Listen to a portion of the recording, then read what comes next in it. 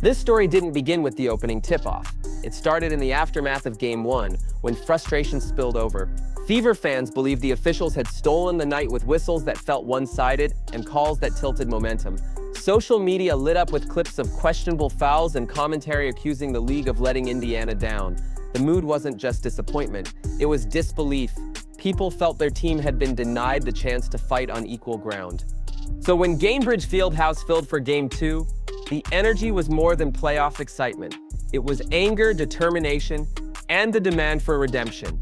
Fans didn't just want to win, they wanted proof the Fever could silence doubt and prove their toughness in a way no referee could erase. But as strong as that motivation was, the team faced a much bigger challenge.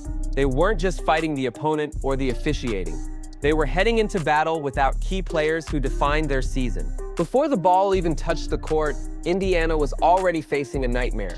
5 players were unavailable, including Caitlin Clark, the rookie phenom who had carried so much of the offensive spotlight all season. Alongside her absence were Sophie Cunningham, Cydney Colson, Khloe Bby, and Aari McDonald, leaving the Fever rotation dangerously thin at the very moment the season was on the line. A roster that was already young and unproven suddenly felt stripped bare.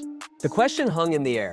How could they survive against an Atlanta team loaded with depth? For head coach Stephanie White, the answer wasn't about new plays or tactical adjustments. It was about mentality. Before tip-off, she delivered a message that echoed through the locker room. The missing ingredient in Game 1 had been desperation. She demanded urgency, effort on every possession, and a refusal to let the opponent dictate the tone. It was a gut-check challenge, and for Indiana, the only way forward was to embrace it fully. From the opening tip, it was clear this wasn't the same Indiana team that had walked off the floor in Game 1. The Fever struck first, setting a tone that Atlanta never managed to disrupt. Every possession carried urgency, every defensive stand looked sharper, and the momentum was entirely theirs. What stood out wasn't just the execution, but the control. For the first time since 2002, Indiana led a playoff game wire to wire. There were no ties, no lead changes, and no chance for the referees to become part of the story.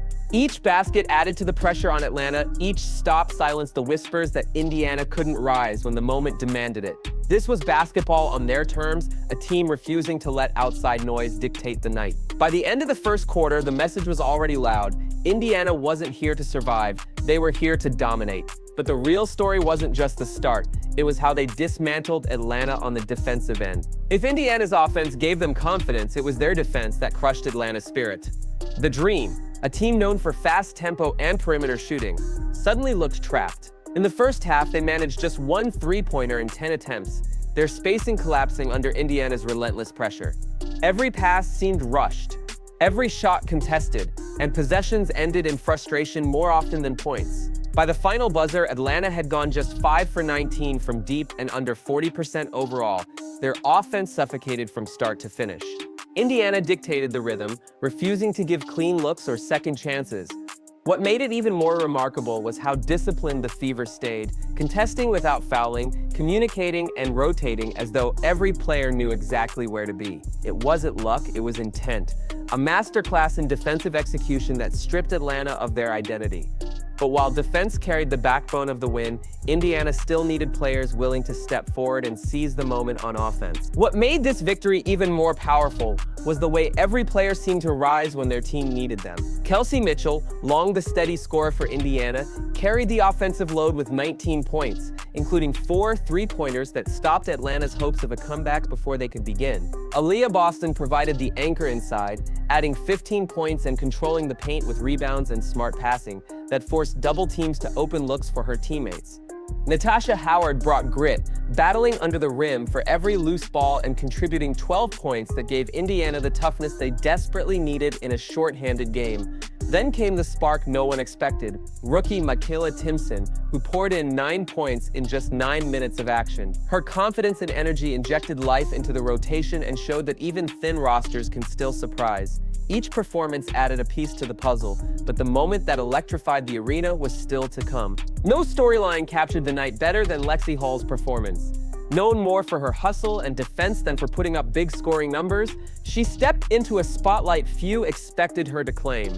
With the Fever desperate for production, Hall delivered 12 points, but it wasn't just the total that mattered, it was the timing. Her buckets came in moments when Atlanta was clawing for momentum, silencing runs and reigniting the crowd with each make. Every shot felt like a declaration that Indiana's bench could not be overlooked, even with so many absences. Beyond scoring, Hull hustled across the floor, diving for loose balls, contesting shots, and making the extra plays that don't always show up in the box score but shift the energy of a playoff game. Fans fed off her intensity, and her teammates responded to her example. On a night defined by resilience, Hull's breakout stood as proof that sometimes the unheralded players write the loudest chapters. When the final buzzer sounded, the scoreboard read 89-77, but the numbers alone didn't capture the significance of what had just unfolded. This wasn't merely a win, it was Indiana's first playoff victory in 9 long years, a drought that had weighed heavily on the franchise and its fans. For nearly a decade, the Fever had been chasing relevance, enduring rebuilds, tough seasons, and constant questions about when they might return to contention. To break that streak and to do it in such commanding fashion was a statement that echoed beyond the arena. It reminded everyone that Indiana basketball still carried fight, pride, and promise. Fans who had suffered through lean years roared as if a burden had finally lifted. The team, though shorthanded and doubted, had written a chapter that couldn't be dismissed as luck or circumstance. It was history made under pressure, a night that restored belief in what this franchise could become again. With the victory, Indiana didn't just tie the series, they flipped its entire narrative. The loss of 5 players, the frustration from Game 1, and the weight of nearly a decade without a playoff win could have buried them. Instead, they used it all as fuel. Now the Dream were the ones facing questions.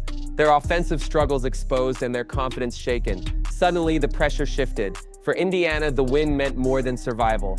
It meant momentum, belief, and a reminder that desperation can be the most dangerous weapon in the postseason. They had proven they could execute with precision, defend with intensity, and rise even without their star rookie on the floor. Every analyst who doubted them now had to pause. The Fever had turned the series into a fight on their terms, and Game 3 loomed not as an ending, but as an opportunity to deliver the knockout blow that once seemed impossible. Beyond the box score and the playoff bracket, this win carried a weight that reached further than one series. For Indiana, it marked the beginning of a cultural shift, the kind of victory that can redefine a locker room and inspire a fan base. Young players tasted what it meant to rise in the postseason, veterans rediscovered their leadership, and the city of Indianapolis felt the spark of hope reignite. It showed that even in adversity, the Fever could embody resilience, grit, and unity. Nationally, it reminded the league that parity is real, and that no team, no matter how doubted, can be counted out when heart and preparation align. For Caitlin Clark and the other missing players, it set a tone to return to, not a team searching for identity, but one that had proven its toughness. The win was more than a moment. It was a foundation, a promise of what the future could hold.